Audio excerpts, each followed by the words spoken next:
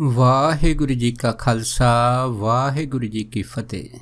ਗੁਰੂ ਪਿਆਰੀ ਗੁਰੂ ਸਵਾਰੀ ਪਰਮ ਸਤਿਕਾਰਯੋਗ ਸਾਧ ਸੰਗਤ ਜੀਓ, ਅੱਜ ਦਾ ਸੰਤ ਮਹਾਂਪੁਰਖ ਬਾਬਾ ਜਵਾਲਾ ਸਿੰਘ ਜੀ ਦੇ ਜੀਵਨ ਦੀ ਚੱਲ ਰਹੀ ਲੜੀਵਾਰ ਪ੍ਰਸੰਗ ਕਥਾ ਦੇ ਤਹਿਤ ਉਹਨਾਂ ਦੇ ਅਗਲੇ ਜੀਵਨ ਦਰਸ਼ਨਾਂ ਦੀ ਜੋ ਕੜੀ ਆ ਦਾਸ ਆਪ ਸਾਰੀਆਂ ਸੰਗਤਾਂ ਨਾਲ ਸਾਂਝਾ ਕਰਦਾ ਹੈਗਾ। ਸੋ ਜਦੋਂ ਸੰਤ ਮਹਾਂਪੁਰਖ ਬਾਬਾ ਜਵਾਲਾ ਸਿੰਘ ਜੀ ਸੰਤ ਬਾਬਾ ਆਇਆ ਸਿੰਘ ਹੋਣਾ ਦੇ ਚਰਨਾਂ ਦੇ ਵਿੱਚ ਆਏ ਸੀਗੇ ਤਾਂ ਫਿਰ ਉਸ ਟਾਈਮ ਜਿਵੇਂ ਇੱਕ ਪਾਰਸ ਹੁੰਦਾ, ਪਾਰਸ ਤੋਂ ਕੋਈ ਵੀ ਜਿਹੜਾ ਲੋਹਾ ਜਾਂ 8 ਧਾਤਾਂ ਛੋ ਜਾਣ ਤਾਂ ਉਹ ਸੋਨਾ ਬਣ ਜਾਂਦਾ। ਇਹੋ ਜਿਹੀ ਅਵਸਥਾ ਜਿਹੜੀ ਸੀ ਬਾਬਾ ਜਵਾਲਾ ਸਿੰਘ ਹੋਣਾ ਦੀ ਹੋਈ ਸੀ। ਦੇਖੋ, ਜਿਹੜੇ ਸੰਤ ਮਹਾਂਪੁਰਖ ਬਾਬਾ ਆਇਆ ਸਿੰਘ ਸੀ, ਬਾਬਾ ਕਰਮ ਸਿੰਘ ਹੋਤੀ ਮਰਦਾਨ ਮਹਾਂਪੁਰਖਾਂ ਵੱਲੋਂ ਆਪ ਵਰਸੋਏ ਹੋਏ ਸੀ ਸਾਧੂ। ਸੋ ਬਾਬਾ ਆਇਆ ਸਿੰਘ ਹੋਣਾ ਨੂੰ ਬਾਬਾ ਕਰਮ ਸਿੰਘ ਹੁਣੀ ਇਹ ਕਹਿੰਦੇ ਹੁੰਦੇ ਸੀ ਕਿ ਬਾਬਾ ਆਇਆ ਸਿੰਘ ਜੀ ਸਾਡੇ ਨਾਲੋਂ ਡਿਰੋੜੇ ਸੰਤ ਵਾ। ਐਡੀ ਭਾਰੀ ਵਡਿਆਈ ਜਿਹੜੀ ਸੀ ਬਾਬਾ ਕਰਮ ਸਿੰਘ ਹੁਣਾਂ ਨੇ ਬਾਬਾ ਆਇਆ ਸਿੰਘ ਨੂੰ ਦਿੱਤੀ ਸੀ। ਅਗਰ ਅਸੀਂ ਥੋੜ੍ਹਾ ਜਿਹਾ ਬਾਬਾ ਆਇਆ ਸਿੰਘ ਦੇ ਜੀਵਨ ਦੇ ਦਰਸ਼ਨਾਂ ਦੀ ਥੋੜ੍ਹੀ ਝਲਕ ਦੇਖੀਏ ਤਾਂ ਸਾਨੂੰ ਇਸ ਗੱਲ ਦਾ ਪਤਾ ਲੱਗਦਾ ਕਿ ਇੱਕ ਪਿਸ਼ੌਰ ਦਾ ਹੈ ਨਾ ਬੜਾ ਰਮਣੀਕ ਇਲਾਕਾ ਹੈਗਾ। ਇਹ ਜਿਹੜਾ ਇਲਾਕਾ ਹੈਗਾ ਇੱਥੇ ਦੀ ਇੱਕ ਤਹਿਸੀਲ ਆ ਕਾਟਲਿੰਗ। ਇਸ ਕਾਟਲਿੰਗ ਤਹਿਸੀਲ ਦੇ ਵਿੱਚ ਇੱਕ ਹੈ ਨਾ ਪਿੰਡ ਵਾ ਸ਼ਾਮੋ ਜਈ ਅਤੇ ਮਾਮੋ ਜਈ। ਇਹ ਜਿਹੜਾ ਪਿੰਡ ਸ਼ਾਮੋ ਜਈ ਅਤੇ ਮਾਮੋ ਜਈ ਹੈ ਨਾ, ਇਹ ਪਿੰਡ ਖਾਸ ਕਰਕੇ ਇਹ ਪਠਾਣਾਂ ਦੇ ਨਾਲ ਭਰਿਆ ਹੋਇਆ ਹੈਗਾ। ਅਤੇ ਇਹ ਜਿਹੜਾ ਇਲਾਕਾ ਹੈਗਾ ਇਹ ਆਮ ਤੌਰ 'ਤੇ ਇੱਥੇ ਜਿਹੜੇ ਲੋਕੀ ਹੈਗੇ ਆ ਉਹ ਬੜੇ ਖੂਨਖਾਰ ਅਤੇ ਰਾਖਸ਼ ਬੁੱਧੀ ਵਾਲੇ ਰਹਿੰਦੇ ਆ। ਪਰ ਜਿਵੇਂ ਆਪਾਂ ਦੇਖਦੇ ਹਾਂ ਜਿਵੇਂ ਬਹੁਤ ਸਾਰੇ ਕੰਟਿਆਂ ਦੇ ਵਿੱਚ ਇੱਕ ਫੁੱਲ ਵੀ ਹੁੰਦਾ ਹੈ ਨਾ, ਇਸ ਇਲਾਕੇ ਦੇ ਵਿੱਚ ਇੱਕ ਭਾਈ ਰਾਮੂ ਸ਼ਾਹ ਅਤੇ ਉਹਦੀ ਪਤਨੀ ਬੀਬੀ ਚਤਰ ਕੌਰ, ਇਹ ਜਿਹੜੇ ਸੀਗੇ ਗੁਰੂ ਨਾਨਕ ਲੇਵਾ ਸਤ ਸੰਗਤ ਦੇ ਬੜੇ ਧਾਰਨੀ ਸੀਗੇ। ਇਹ ਵੀ ਉਸ ਇਲਾਕੇ ਦੇ ਵਿੱਚ ਦੁਕਾਨਦਾਰੀ ਕਰਦੇ ਹੁੰਦੇ ਸੀ। ਸੋ ਦੱਸਦੇ ਆ ਕਿ ਇੱਕ ਵਾਰ ਹੈ ਨਾ ਇਹਨਾਂ ਦੇ ਗ੍ਰਹਿ ਦੇ ਵਿੱਚ ਇੱਕ ਕੋਈ ਮਹਾਤਮਾ ਆਏ ਸੀ। ਜਦ ਮਹਾਤਮਾ ਆਏ ਸੀ ਤਾਂ ਫਿਰ ਸ਼ਾਮੂ ਸ਼ਾਹ ਦੀ ਧਰਮ ਪਤਨੀ ਬੀਬੀ ਚਤਰ ਕੌਰ ਜੀ ਨੇ ਹੈ ਨਾ ਉਹਨਾਂ ਮਹਾਤਮਾ ਦੀ ਬੜੀ ਸੇਵਾ ਕੀਤੀ ਸੀ। ਜਦ ਭੋਜਨ ਛਕਾਇਆ, ਉਹਨਾਂ ਨੂੰ ਆਰਾਮ ਕਰਾਇਆ ਅਤੇ ਜਾਣ ਲੱਗੇ ਜਿਹੜੇ ਮਹਾਤਮਾ ਸੀਗੇ ਇਹਨਾਂ ਨੂੰ ਕਹਿ ਗਏ ਕੋਈ ਇੱਛਾ ਹੈਗੀ ਤਾਂ ਦੱਸੋ। ਫਿਰ ਇਸੇ ਹੀ ਪ੍ਰਬੰਧਤ ਹੱਥ ਜੋੜ ਕੇ ਬੇਨਤੀ ਕੀਤੀ ਕਿ ਬਾਕੀ ਕਿਸੇ ਚੀਜ਼ ਦੀ ਲੋੜ ਨਹੀਂ, ਪਰ ਘਰ ਦੇ ਵਿੱਚ ਇੱਕ ਭੁਜੰਗੀ ਜ਼ਰੂਰ ਚਾਹੀਦਾ ਹੈ ਤਾਂ ਜੋ ਸਾਡਾ ਜਿਹੜਾ ਕਾਰੋਬਾਰ ਵਾ, ਸਾਡਾ ਜਿਹੜਾ ਵਾਰਸ ਹੈਗਾ ਉਹ ਸਾਡੇ ਸਾਰੀ ਚੀਜ਼ ਨੂੰ ਸੰਭਾਲ ਸਕੇ। ਸੋ ਜਦ ਇਹ ਬੇਨਤੀ ਕੀਤੀ ਸੀ ਉਹ ਦੱਸਦੇ ਪਏ ਮਹਾਤਮਾ ਹਨ ਜਾਂਦੇ ਜਾਂਦੇ ਇਹਨਾਂ ਨੂੰ ਇਹ ਕਹਿ ਗਏ ਸੀਗੇ ਕਿ ਤੁਹਾਡੇ ਘਰ ਸਮਾਂ ਆਉਣ 'ਤੇ ਇੱਕ ਬੜਾ ਤਪਸਵੀ ਬਾਲਕ ਹੋਊਗਾ। ਉਹ ਜਿਹੜਾ ਬਾਲਕ ਹੈਗਾ ਉਹ ਬਾਲਕ ਆਲੇ ਦੁਆਲੇ ਜਿੰਨੀਆਂ ਵੀ ਜਿਹੜੀਆਂ ਇਲਾਕੇ ਦੀਆਂ ਸੰਗਤਾਂ ਹੈਗੀਆਂ ਉਹਨਾਂ ਨੂੰ ਨਾਮ ਦੇ ਛਿੱਟੇ ਦਵੇਗਾ ਅਤੇ ਅੰਮ੍ਰਿਤ ਦੀ ਦਾਤ ਵੰਡੇਗਾ। ਜਦ ਇਹ ਤਤਕਬੰਧ ਜਿਹੜੇ ਸੀ ਮਹਾਤਮਾ ਕਰ ਗਏ ਸੀਗੇ, ਉਸ ਤੋਂ ਬਾਅਦ ਉਹ ਮਹਾਤਮਾ ਚਲੇ ਗਏ ਸੀਗੇ।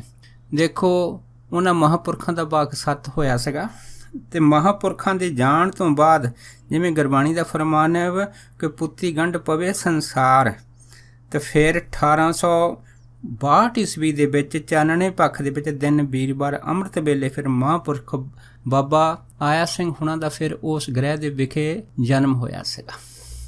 ਜਦੋਂ ਬਾਬਾ ਆਇਆ ਸਿੰਘ ਜੀ ਦਾ ਜਨਮ ਹੋਇਆ ਸੀਗਾ ਉਸ ਟਾਈਮ ਦੱਸਦੇ ਆ ਕਿ ਘਰ ਦੇ ਵਿੱਚ ਇੱਕ ਪ੍ਰਕਾਸ਼ ਹੋਇਆ ਸੀਗਾ। ਜਦ ਪ੍ਰਕਾਸ਼ ਹੋਇਆ ਸੀਗਾ, ਇਹ ਪ੍ਰਕਾਸ਼ ਜਿਹੜਾ ਸੀਗਾ ਇਹ ਸਾਰੇ ਪਰਿਵਾਰ ਨੇ ਦੇਖਿਆ ਸੀ ਉਹਨਾਂ ਟਾਈਮਾਂ 'ਚ। ਸੋ ਉਸ ਟਾਈਮ ਮਨ ਦੇ ਵਿੱਚ ਇਹ ਦ੍ਰਿੜਤਾ ਹੋਈ ਸੀ ਕਿ ਅਸੀਂ ਇਹ ਜਿਹੜਾ ਬੱਚਾ ਹੈਗਾ ਇਹ ਸੰਤ ਬਾਬਾ ਕਰਮ ਸਿੰਘ ਹੋਤੀ ਮਰਦਾਨ ਮਹਾਂਪੁਰਖਾਂ ਦੀ ਦੇਖ ਰੇਖ ਦੇ ਵਿੱਚ ਹੀ ਇਸ ਬੱਚੇ ਦੀ ਪਾਲਣਾ ਪੋਸ਼ਣਾ ਕਰਾਂਗੇ।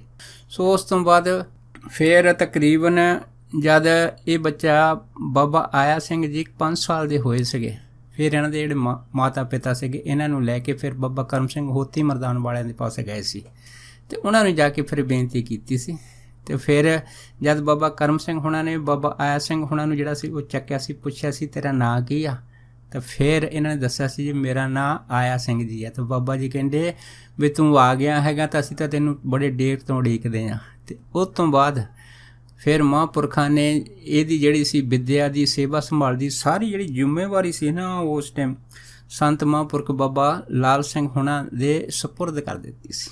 ਉਸ ਤੋਂ ਬਾਅਦ ਇਹਨਾਂ ਦੀ ਦੇਖ ਰੇਖ ਜਿਹੜੀ ਸੀ ਉਹਨੂੰ ਸੰਤ ਬਾਬਾ ਲਾਲ ਸਿੰਘ ਹੁਣਾਂ ਨੇ ਬਾਬਾ ਆਇਆ ਸਿੰਘ ਜੀ ਦੀ ਕੀਤੀ ਸੀ।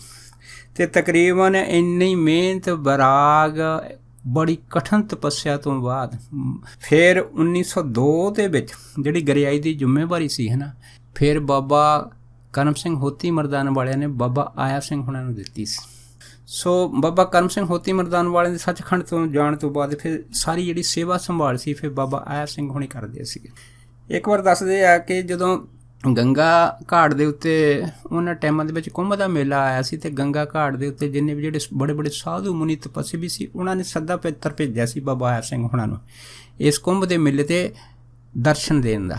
ਸੋ ਉਹਨਾਂ ਦਾ ਸੱਦਾ ਪੱਤਰ ਪ੍ਰਵਾਨ ਕਰਦਿਆਂ ਹੋਇਆ ਫਿਰ ਬਾਬਾ ਆਇਆ ਸਿੰਘ ਹੁਣਾਂ ਨੇ ਤਿਆਰੀ ਕੀਤੀ ਸੀ। ਫਿਰ ਬਹੁਤ ਸਾਰੀਆਂ ਸੰਗਤਾਂ ਜਿਹੜੀਆਂ ਸੀ ਇਹਨਾਂ ਨਾਲ ਤਿਆਰ ਹੋ ਗਈਆਂ ਸੀ। ਜਦ ਫਿਰ ਸੰਗਤਾਂ ਤਿਆਰ ਹੋਈਆਂ ਸੀ ਅਤੇ ਜਦੋਂ ਹਰਿਦੁਆਰ ਗਏ ਸੀ, ਰਸਤੇ ਦੇ ਵਿੱਚ ਜਦ ਰਾਵਲਪਿੰਡੀ ਮਹਾਂਪੁਰਖ ਜਿਹੜੇ ਸੀ ਰੁਕੇ ਸੀਗੇ ਅਤੇ ਇੱਥੇ ਜਦ ਦੀਵਾਨ ਲੱਗੇ ਸੀਗੇ ਅਤੇ ਬਾਬਾ ਆਇਆ ਸਿੰਘ ਹੁਣਾਂ ਦਾ ਆਉਣਾ ਸੁਣ ਕੇ ਆਲੇ ਦੁਆਲੇ ਖਾਸ ਕਰਕੇ ਜਿਹੜੀਆਂ ਸਿੱਖ ਰੈਜੀਮੈਂਟਾਂ ਸੀ, ਉੱਥੋਂ ਜਿੰਨੇ ਵੀ ਜਿਹੜੇ ਜਵਾਨ ਸੀਗੇ ਉਹਨਾਂ ਜਥਿਆਂ ਦੇ ਰੂਪ ਦੇ ਵਿੱਚ ਇਹਨਾਂ ਦੇ ਦੀਵਾਨ ਦੇ ਵਿੱਚ ਆਉਣੇ ਸ਼ੁਰੂ ਹੋ ਗਏ ਸੀਗੇ। ਜਦ ਆਉਣੇ ਸ਼ੁਰੂ ਹੋ ਗਏ ਸੀਗੇ ਤਾਂ ਫਿਰ ਉਸ ਤੋਂ ਬਾਅਦ ਇੱਕ ਏਰੀਆ ਕਮਾਂਡਰ ਸੀਗਾ, ਉਹਨੇ ਦੇਖਿਆ ਵੀ ਸਾਡੀ ਫੌਜ ਦੇ ਸਾਰੇ ਜਵਾਨ ਜਿਹੜੇ ਆ ਉਹ ਉੱਥੇ ਰਾਵਲਪਿੰਡੀ ਇੱਕ ਮਹਾਂਪੁਰਖ ਸੰਤ ਆਏ ਆ ਜਿਨ੍ਹਾਂ ਦਾ ਨਾਂ ਆਇਆ ਸਿੰਘ ਵਾ, ਉੱਥੇ ਸਾਰੇ ਹਾਜ਼ਰੀ ਭਰਨ ਲੱਗ ਪਏ ਆ। ਅਤੇ ਫਿਰ ਉਹਨੇ ਫੋਨ ਚੱਕ ਕੇ ਪੁੱਛਿਆ ਸੀਗਾ ਵੀ ਇਹ ਸਾਰੇ ਜਵਾਨ ਜਿਹੜੇ ਆ ਇਹ ਕਿਸ ਦੇ ਹੁਕਮ ਦੇ ਨਾਲ ਉੱਥੇ ਗਏ ਆ। ਜਦ ਇੰਨੀ ਗੱਲ ਹੋਈ ਸੀ ਤਾਂ ਬਾਕੀ ਜਿਹੜੇ ਅਫਸਰ ਸੀਗੇ ਹਨ ਉਹਨਾਂ ਨੇ ਦੱਸਿਆ ਸੀਗਾ ਏਰੀਆ ਕਮਾਂਡਰ ਨੂੰ ਵੀ ਸਾਹਿਬ ਅਸੀਂ ਤਾਂ ਇਸ ਤਰ੍ਹਾਂ ਦਾ ਕੋਈ ਹੁਕਮ ਨਹੀਂ ਦਿੱਤਾ ਹੈਗਾ, ਜਵਾਨ ਤਾਂ ਆਪਣੀ ਮਰਜ਼ੀ ਨਾਲ ਜਾ ਰਹੇ ਆ। ਜਦ ਫਿਰ ਇੰਨੀ ਗੱਲ ਹੋਈ ਸੀ ਤਾਂ ਫਿਰ ਏਰੀਆ ਕਮਾਂਡਰ ਨੇ ਨਾ ਗੁੱਸੇ ਦੇ ਵਿੱਚ ਜਿਹੜਾ ਸੀਗਾ ਉਹ ਫੋਨ ਕਰਕੇ ਦੱਸਿਆ ਸੀਗਾ ਵੀ ਇਹ ਜਿਹੜਾ ਸੰਤ ਆਇਆ ਹੈਗਾ, ਜਿਸ ਨੂੰ ਸੰਤ ਆਇਆ ਸਿੰਘ ਜੀ ਕਰਕੇ ਕਹਿੰਦੇ ਆ, ਇਸ ਨੂੰ ਮੈਂ ਸਵੇਰੇ ਹੈ ਨਾ ਇਸ ਰਾਵਲਪਿੰਡੀ 'ਚੋਂ ਬਾਹਰ ਕੱਢ ਦਊਂਗਾ।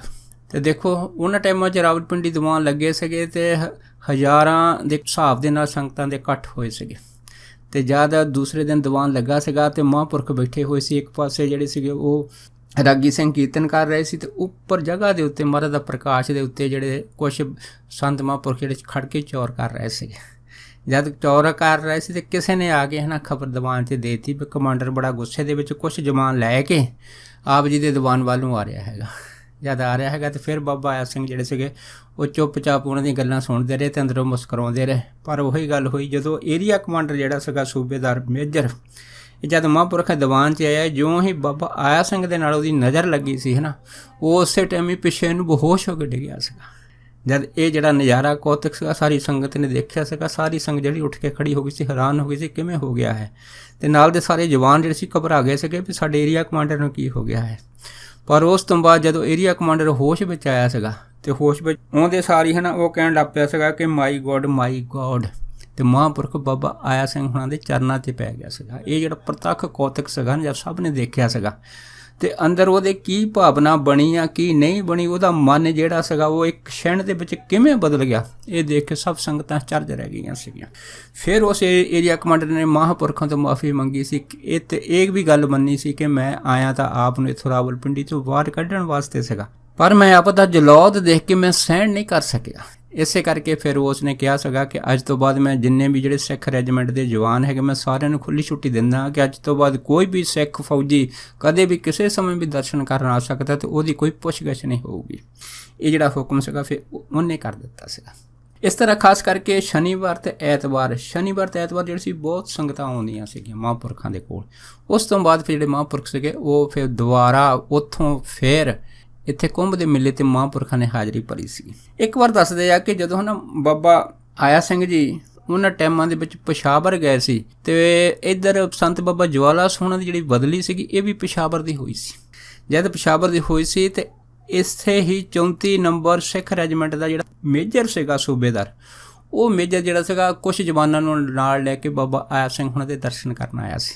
ਜਦ ਦਰਸ਼ਨ ਕਰਨ ਆਇਆ ਸੀ ਤਾਂ ਫਿਰ ਬਾਬਾ ਆਇਆ ਸਿੰਘ ਹੁਣਾਂ ਨੇ ਉਸ ਸੂਬੇਦਾਰ ਮੇਜਰ ਨੂੰ ਇਹ ਆਖਿਆ ਸੀਗਾ ਕਿ ਤੇਰੀ ਪਲਾਟੂਨ ਦੇ ਵਿੱਚ ਇੱਕ ਬਿਲਕੁਲ ਨੌਜਵਾਨ ਯੰਗ ਲੜਕਾ ਹੈਗਾ ਜਿਸ ਦਾ ਨਾਂ ਹੈ ਜਵਾਲਾ ਸਿੰਘ ਹੈ, ਅਤੇ ਇਹ ਲੜਕਾ 3 ਸਾਲ ਤੋਂ ਢਾਡੀ ਯੂਨਿਟ ਦੇ ਵਿੱਚ ਸਿਪਾਹੀ ਦੀ ਨੌਕਰੀ ਕਰ ਰਿਹਾ ਹੈਗਾ, ਅਤੇ ਤੁਸੀਂ ਮੇਰਾ ਉਹਨੂੰ ਸੁਨੇਹਾ ਦੇ ਦੇਣਾ ਕਿ ਆਉਂਦੇ ਐਤਵਾਰ ਤੱਕ ਉਹ ਮੈਨੂੰ ਜ਼ਰੂਰ ਇੱਥੇ ਮਿਲੇ। ਜਦ ਇਹ ਜਿਹੜਾ ਸੀਗਾ ਇਹ ਸੁਨੇਹਾ ਸੰਤ ਬਾਬਾ ਆਇਆ ਸਿੰਘ ਹੁਣਾਂ ਨੇ 34 ਨੰਬਰ ਵਾਰਡ ਦਾ ਜਿਹੜਾ ਸੂਬੇਦਾਰ ਮੇਜਰ ਸੀਗਾ ਉਸ ਨੂੰ ਦਿੱਤਾ, ਅਤੇ ਸੂਬੇਦਾਰ ਮੇਜਰ ਸੁਣ ਕੇ ਹੈਰਾਨ ਹੋ ਗਿਆ ਸੀਗਾ। ਉਹ ਕਹਿਣ ਲੱਗਾ ਵੀ ਬਾਬਾ ਆਇਆ ਸਿੰਘ ਜੀ ਜਵਾਲਾ ਸਿੰਘ ਹੁਣਾਂ ਨੂੰ ਨਹੀਂ ਜਾਣਦੇ, ਪਰ ਬਾਬਾ ਆਇਆ ਸਿੰਘ ਜੀ ਉਹਨਾਂ ਦਾ ਨਾਂ ਲੈ ਕੇ ਕਹਿ ਰਹੇ ਆ ਕਿ ਉਹਨਾਂ ਨੂੰ ਸਾਡੇ ਪਾਸ ਭੇਜਣਾ ਆਉਂਦਾ ਐਤਵਾਰ ਨੂੰ, ਜ਼ਰੂਰ ਕੋਈ ਗੱਲ ਹੈਗੀ ਆ। ਇਸ ਕਰਕੇ ਉਹ ਜਿਹੜਾ ਸੂਬੇਦਾਰ ਮੇਜਰ ਸੀਗਾ ਜਦੋਂ ਫਿਰ ਯੂਨਿਟ ਦੇ ਵਿੱਚ ਗਿਆ ਸੀਗਾ ਵਾਪਸ, ਅਤੇ ਫਿਰ ਯੂਨਿਟ 'ਤੇ ਜਾਣ ਤੋਂ ਬਾਅਦ ਉਹਨੇ ਫਿਰ ਆਪਣਾ ਇੱਕ ਜਵਾਨ ਭੇਜਿਆ ਸੀਗਾ ਤੇ ਇਹ ਜਿਹੜਾ ਜਵਾਨ ਸੀਗਾ ਇਸ ਨੇ ਜਾ ਕੇ ਬਾਬਾ ਜਵਾਲਾ ਸਿੰਘ ਹੁਣ ਦੱਸਿਆ ਸੀਗਾ ਤੁਹਾਨੂੰ ਸੂਬੇਦਾਰ ਮੇਜਰ ਨੇ ਯਾਦ ਕੀਤਾ ਹੈਗਾ। ਤੇ ਜਦੋਂ ਬਾਬਾ ਜਵਾਲਾ ਸਿੰਘ ਜੀ ਸੂਬੇਦਾਰ ਮੇਜਰ ਦੇ ਸਾਹਮਣੇ ਗਏ ਸੀ ਤੇ ਜਾ ਕੇ ਜਦ ਸਲੂਟ ਮਾਰਿਆ ਸੀ ਤੇ ਸੂਬੇਦਾਰ ਮੇਜਰ ਆਪ ਉੱਠ ਕੇ ਖੜਾ ਹੋ ਗਿਆ ਸੀ, ਕਹਿਣ ਲੱਗਾ ਜਵਾਲਾ ਸਿੰਘ ਦਰਅਸਲ ਗੱਲ ਇਹ ਕਿ ਮੈਂ ਤੈਨੂੰ ਬਹੁਤ ਹੀ ਇੱਕ ਜ਼ਰੂਰੀ ਕੰਮ ਵਾਸਤੇ ਬੁਲਾਇਆ ਹੈਗਾ। ਜਦ ਇੰਨੀ ਗੱਲ ਹੋਈ ਤੇ ਫਿਰ ਸੰਤ ਬਾਬਾ ਜਵਾਲਾ ਸਿੰਘ ਕਹਿੰਦੇ ਸੀਗੇ ਕਿ ਅਸੀਂ ਫਿਰ ਇਹਨੂੰ ਪੁੱਛਿਆ ਸੀ ਸੂਬੇਦਾਰ ਮੇਜਰ ਨੂੰ ਵੀ ਦੱਸ ਕੀ ਗੱਲ ਹੋਈ। ਤੇ ਉਹਨੇ ਆਖਿਆ ਸੀਗਾ ਕਿ ਤੈਨੂੰ ਹੈ ਨਾ ਸੰਤ ਬਾਬਾ ਆਇਆ ਸਿੰਘ ਜੀ ਯਾਦ ਕਰਦੇ ਆ ਤੇ ਉਹਨਾਂ ਮੈਨੂੰ ਉਚੇਚੇ ਤੌਰ 'ਤੇ ਸੁਨੇਹਾ ਦਿੱਤਾ ਕਿ ਉਸ ਨੂੰ ਆਉਂਦੇ ਐਤਵਾਰ ਤੱਕ ਸਾਡੇ ਪਾਸ ਜ਼ਰੂਰ ਲੈ ਕੇ ਆਈ। ਜਦ ਇੰਨੀ ਗੱਲ ਹੋਈ ਸੀ ਫਿਰ ਬਾਬਾ ਜਵਾਲਾ ਸਿੰਘ ਜਿਹੜੇ ਸੀਗੇ ਸੰਤ ਬਾਬਾ ਆਇਆ ਸਿੰਘ ਉਹਨਾਂ ਦਾ ਨਾਂ ਸੁਣ ਕੇ ਹੈਰਾਨ ਹੋ ਗਏ ਸੀ ਤੇ ਸੂਬੇਦਾਰ ਮੇਜਰ ਨੂੰ ਕਹਿਣ ਲੱਗੇ ਕਿ ਮੈਂ ਤਾਂ ਸੰਤ ਬਾਬਾ ਆਇਆ ਸਿੰਘ ਉਹਨਾਂ ਨੂੰ ਜਾਣਦਾ ਨਹੀਂ, ਉਹਨਾਂ ਦੇ ਕਦੀ ਦਰਸ਼ਨ ਨਹੀਂ ਕੀਤੇ ਤੇ ਉਹਨਾਂ ਨੇ ਮੇਰਾ ਨਾਂ ਲੈ ਕੇ ਮੈਨੂੰ ਕਿਵੇਂ ਬੁਲਾਇਆ ਹੈਗਾ। ਜਦ ਇੰਨੀ ਗੱਲ ਹੋਈ ਸੀ ਤਾਂ ਫਿਰ ਸੂਬੇਦਾਰ ਮੇਜਰ ਨੇ ਬਾਬਾ ਜਵਾਲਾ ਸਿੰਘ ਨੂੰ ਆਖਿਆ ਸੀਗਾ ਕਿ ਸੰਤ ਬਾਬਾ ਕਰਮ ਸਿੰਘ ਜੀ ਹੋਤੀ ਮਰਦਾਨ ਵਾਲੇ ਤੋਂ ਬਰਸੋਏ ਸਾਧੂ ਬਾਬਾ ਆਇਆ ਸਿੰਘ ਜੀ ਉਹ ਅੰਤਰਜਾਮੀ ਆ, ਤ੍ਰਿਕਾਲਦਰਸ਼ੀ ਹੈਗੇ ਆ ਤੇ ਜ਼ਰੂਰ ਕੋਈ ਐਸਾ ਗੁੱਝਾ ਰਾਜ ਹੈਗਾ ਜਿਸ ਕਰਕੇ ਉਹਨਾਂ ਨੇ ਤੈਨੂੰ ਬੁਲਾਇਆ ਤੇ ਮੈਂ ਵੀ ਤੇਰੇ ਨਾਲ ਜ਼ਰੂਰ ਜਾਊਂਗਾ। ਸੋ ਜਦ ਇਹ ਜਿਹੜੇ ਬਚਨ ਸੀਗੇ ਇਹ ਸੂਬੇਦਾਰ ਮੇਜਰ ਨੇ ਬਾਬਾ ਜਵਾਲਾ ਸਿੰਘ ਨਾਲ ਸਾਂਝੇ ਕੀਤੇ ਸੀ ਤੇ ਫਿਰ ਬਾਬਾ ਜਵਾਲਾ ਸਿੰਘ ਦੱਸਦੇ ਸੀਗੇ ਕਿ ਸਾਡੀ ਨੀਂਦ ਹੀ ਉੜ ਗਈ ਸੀ ਤੇ ਸਾਨੂੰ ਇਹ ਲੱਗਦਾ ਸੀਗਾ ਵੀ ਮਹਾਂਪੁਰਖਾਂ ਨੇ ਸਾਨੂੰ ਯਾਦ ਕੀਤਾ ਹੈਗਾ ਤੇ ਉਹ ਦਿਨ ਕਦ ਆਊਗਾ ਜਦੋਂ ਅਸੀਂ ਜਾ ਕੇ ਮਹਾਂਪੁਰਖਾਂ ਦੀ ਸੰਗਤ ਕਰਾਂਗੇ, ਉਹਨਾਂ ਦੇ ਦਰਸ਼ਨ ਕਰਾਂਗੇ। ਤੇ ਕਹਿੰਦੇ ਵੀ ਸਾਨੂੰ ਦਿਨ ਰਾਤ ਨੀਂਦ ਉੱਡ ਗਈ, ਸਾਡੇ ਮਨ 'ਚ ਇਹੋ ਹੀ ਚਾਅ ਸੀਗਾ। ਉਸ ਤੋਂ ਬਾਅਦ ਕਹਿੰਦੇ ਜਦ ਫਿਰ ਸ਼ਨੀਵਾਰ ਆਇਆ ਬਾਬਾ ਜਵਾਲਾ ਸਿੰਘ ਕਹਿੰਦੇ ਸੂਬੇਦਾਰ ਮੇਜਰ ਮੈਨੂੰ ਆਪ ਖੁਦ ਲੈ ਕੇ ਬਾਬਾ ਆਇਆ ਸਿੰਘ ਹੋਣਾ ਦੇ ਦਰਸ਼ਨਾਂ ਵਾਸਤੇ ਲੈ ਕੇ ਪਸ਼ਾਵਰ ਗਿਆ ਸੀਗਾ। ਜਦ ਕਹਿੰਦੇ ਉੱਥੇ ਪਹੁੰਚੇ ਸੀਗੇ ਤੇ ਫਿਰ ਕਹਿੰਦੇ ਫਿਰ ਬਾਬਾ ਜਵਾਲਾ ਸਿੰਘ ਕਹਿੰਦੇ ਕਿ ਮੈਂ ਫਿਰ ਸੂਬੇਦਾਰ ਮੇਜਰ ਨੂੰ ਆਖਿਆ ਸੀਗਾ ਕਿ ਮੈਂ ਰਸਤੇ 'ਚ ਥੋੜ੍ਹਾ ਜਿਹਾ ਪ੍ਰਸ਼ਾਦ ਲੈ ਲੈਣਾ ਕਿਉਂਕਿ ਮੈਂ ਮਹਾਂਪੁਰਖ ਦੇ ਦਰਸ਼ਨ ਕਦੀ ਨਹੀਂ ਕੀਤੇ, ਦੂਸਰੀ ਗੱਲ ਭੇਟਾ ਤੋਂ ਬਗੈਰ ਸਾਨੂੰ ਜਾਣਾ ਨਹੀਂ ਚਾਹੀਦਾ। ਬਾਬਾ ਜਵਾਲਾ ਸਿੰਘ ਨੇ ਦੱਸਦੇ ਸੀ ਕਿ ਮੈਂ ਥੋੜ੍ਹਾ ਜਿਹਾ ਪ੍ਰਸ਼ਾਦ ਲਿਆ, ਪ੍ਰਸ਼ਾਦ ਲੈ ਕੇ ਤਾਂ ਫਿਰ ਕਹਿੰਦੇ ਵੀ ਜਦੋਂ ਅਸੀਂ ਮਹਾਂਪੁਰਖਾਂ ਦੇ ਦਰਸ਼ਨਾਂ ਵਾਸਤੇ ਗਏ ਸੀ ਤਾਂ ਸਾਨੂੰ ਦਰਸ਼ਨਾਂ ਦੇ ਵਿੱਚ ਕਹਿੰਦੇ ਲੈਣ ਲਾਉਣ ਦੀ ਲੋੜ ਨਹੀਂ ਪਈ। ਸਾਨੂੰ ਜਿਉਂ ਹੀ ਅਸੀਂ ਖੜੇ ਹੋਏ ਤਾਂ ਸਾਨੂੰ ਫਿਰ ਇੱਕ ਜਿਹੜਾ ਸਿੰਘ ਸੀਗਾ ਬਾਬਾ ਆਇਆ ਸਿੰਘ ਹੁਣਾਂ ਦਾ ਸਾਨੂੰ ਕਹਿਣ ਲੱਗਾ ਕਿ ਤੁਸੀਂ ਅੰਦਰ ਸਿੱਧੇ ਚਲੇ ਜਾਓ, ਤੁਹਾਨੂੰ ਬਾਬਾ ਆਇਆ ਸਿੰਘ ਹੁਣਾਂ ਨੇ ਬੁਲਾਇਆ ਹੈਗਾ।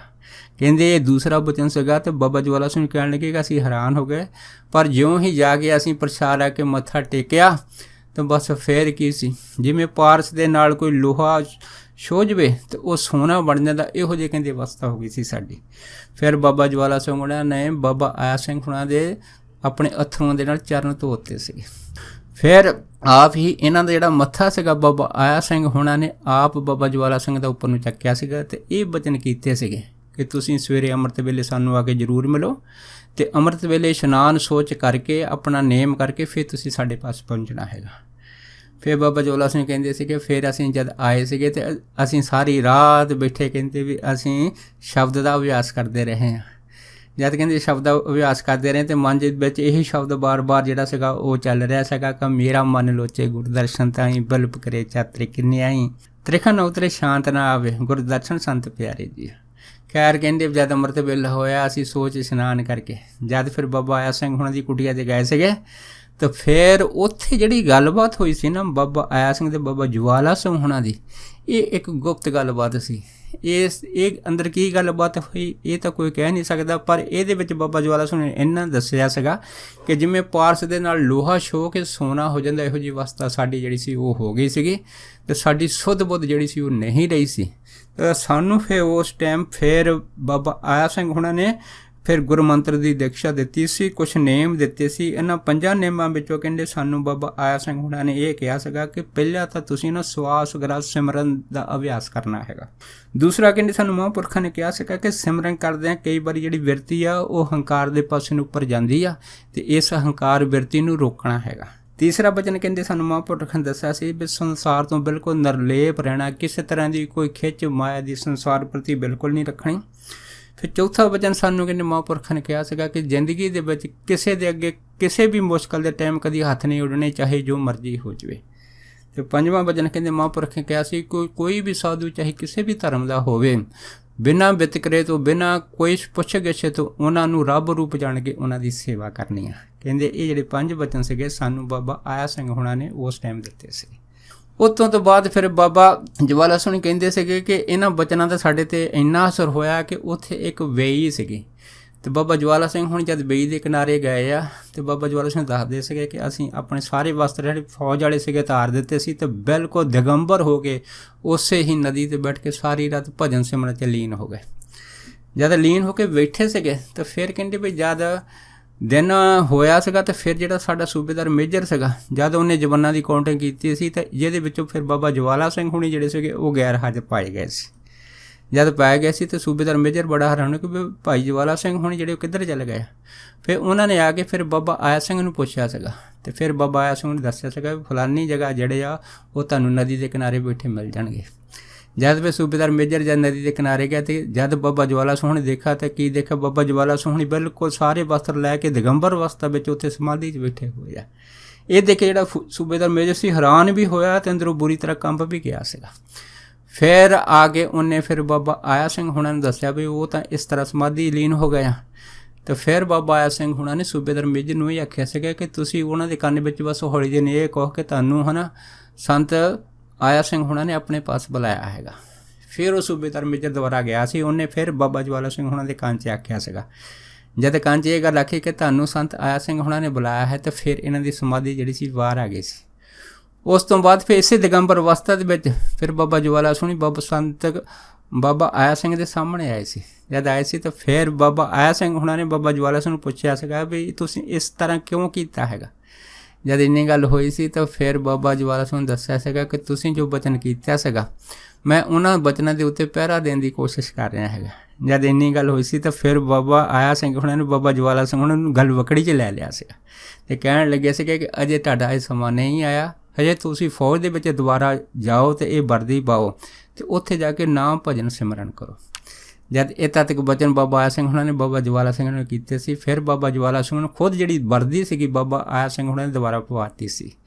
ਉਸ ਤੋਂ ਬਾਅਦ ਫਿਰ ਉਹ ਜਿਹੜਾ ਸੂਬੇਦਾਰ ਮੇਜਰ ਸੀਗਾ ਉਹ ਫਿਰ ਬਾਬਾ ਜਵਾਲਾ ਸਿੰਘ ਨੂੰ ਵਾਪਸ ਜਿਹੜਾ ਸੀ ਫੌਜ ਵਿੱਚ ਲੈ ਗਿਆ ਸੀਗਾ। ਜਦ ਫੌਜ 'ਚ ਲੈ ਗਿਆ ਸੀਗਾ ਤਾਂ ਫਿਰ ਬਾਬਾ ਜਵਾਲਾ ਸਿੰਘ ਦੱਸਦੇ ਆ ਕਿ ਜਦੋਂ ਫਿਰ ਅਸੀਂ ਪਸ਼ਾਵਰ ਉੱਥੇ ਗਏ ਆ, ਕਹਿੰਦੇ ਵੀ ਅਸੀਂ ਜਾ ਕੇ ਦਿਨੇ ਤਾਂ ਜਦ ਡਿਊਟੀ ਦੇ ਟਾਈਮ ਡਿਊਟੀ ਕਰਨੀ ਆ ਅਤੇ ਰਾਤ ਨੂੰ ਜਦ ਇਕਾਂਤ ਹੋਣੀ ਅਸੀਂ ਸੌਣਾ ਨਹੀਂ ਗਾ, ਅਸੀਂ ਭਜਨ ਸਿਮਰਨ ਕਰਨਾ। ਇਸ ਤਰ੍ਹਾਂ ਜਦ ਕਹਿੰਦੇ ਵੀ ਅਸੀਂ ਸਾਰੀ ਰਾਤ ਬੈਠ ਕੇ ਨਾਮ ਭਜਨ ਸਿਮਰਨ ਕਰਦੇ ਰਹਿਣਾ। ਇੱਕ ਵਾਰ ਕਹਿੰਦੇ ਕੀ ਹੋਇਆ, ਅਸੀਂ ਕੀ ਦੇਖਿਆ ਵੀ ਉੱਥੇ ਇੱਕ ਤਲਾਬ ਸੀਗਾ।